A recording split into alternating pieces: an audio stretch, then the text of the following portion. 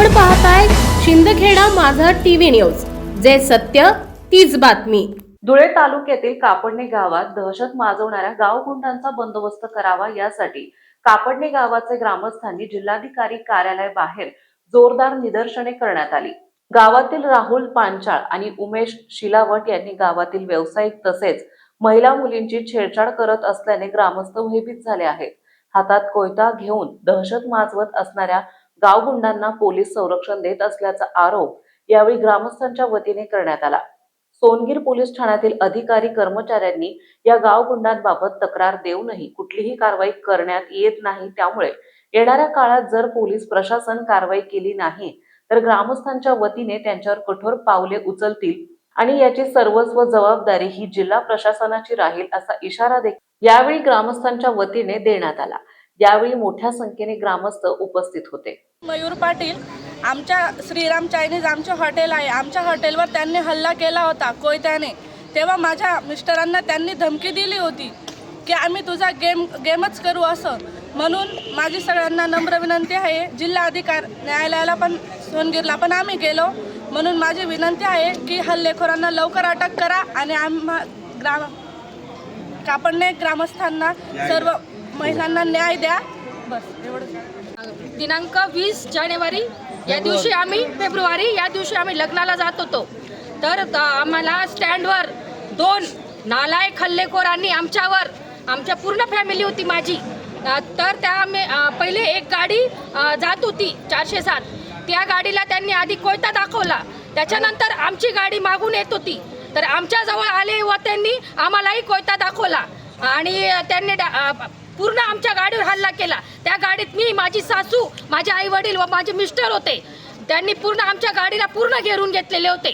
तर अशा हल्लेखोरांना अटक करा आणि सोनगीर पोलीस स्टेशन याच्यावर काहीच निर्णय घेत नाही किंवा कार्यवाही करत नाही, तर सोनगीर पोलीस स्टेशनतील सगळ्या पोलिसांना एकच विनंती आहे की त्यांनी कापडणे गावात, आम्ही ग्रामीण भागात असून आम्हाला सोनगीर पोलीस स्टेशनचा काहीही उपयोग नसून त्यांनी त्याच्यावर काहीतरी कार्यवाही करून आमच्यावर याला त्यांनी साथ द्यायला पाहिजे। कारण ग्रामीण जे सगळे ग्रामस्थ आहे हे त्यांच्या भरोश्यावर असतात, कारण आम्ही गरीब जनता ही फक्त पोलिसांच्या भरोश्यावर असते आणि जर त्यांच्यावर काही त्यांना न्याय मिळत नसेल तर मग एक पूर्ण जनता त्यांच्यावरही काहीतरी कार्यवाही करू शकते, फक्त जनताच करू शकते, मग त्यावेळेस पोलिसही काही करू शकत नाही।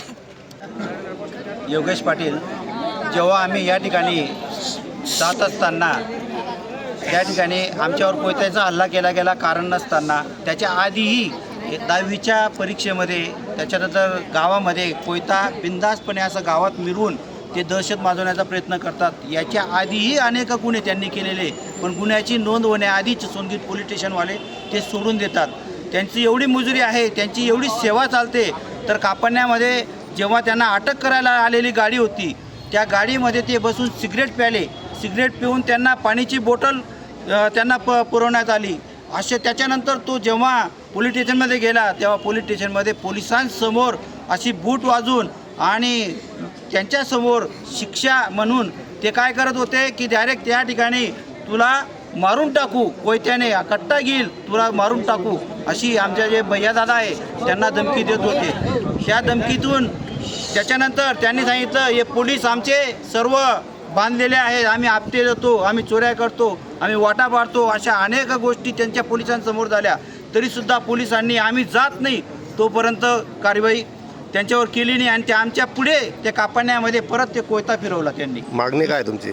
आमची मागणी अशी आहे की हे जे दहशत आहे, कोयता गँग आहे, यांचा नायनाट व्हायला पाहिजे, कारण आमचं कापडणं गाव तंटामुक्त गाव आहे आणि या गावामध्ये जर असे दहशतवाद असतील, पोलीस प्रशासनाचा या ठिकाणी हात असेल तर त्यांना निश्चित शिक्षा व्हायला पाहिजे। कारण आम्हाला इथपर्यंत यायचं कारण असं आहे की पोलीस प्रशासन, सोनगीर पोलीस प्रशासन या ठिकाणी अजिबात लक्ष देत नाही।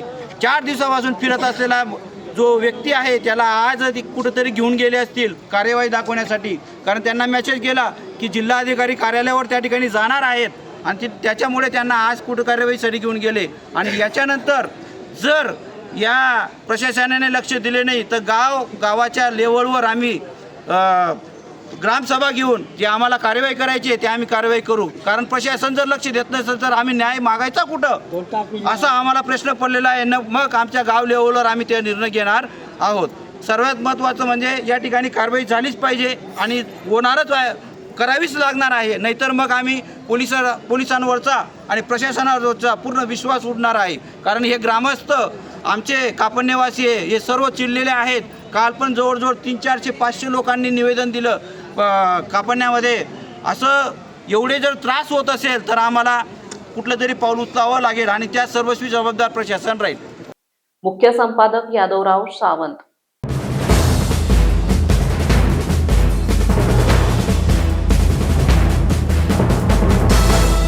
आपण पाहताय शिंदखेडा माझा टीव्ही न्यूज, जे सत्य तीच बातमी.